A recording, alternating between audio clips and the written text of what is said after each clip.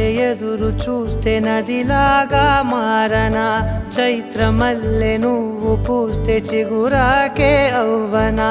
నన్నే వరించే యువరాజును అంట నీ యువరాజు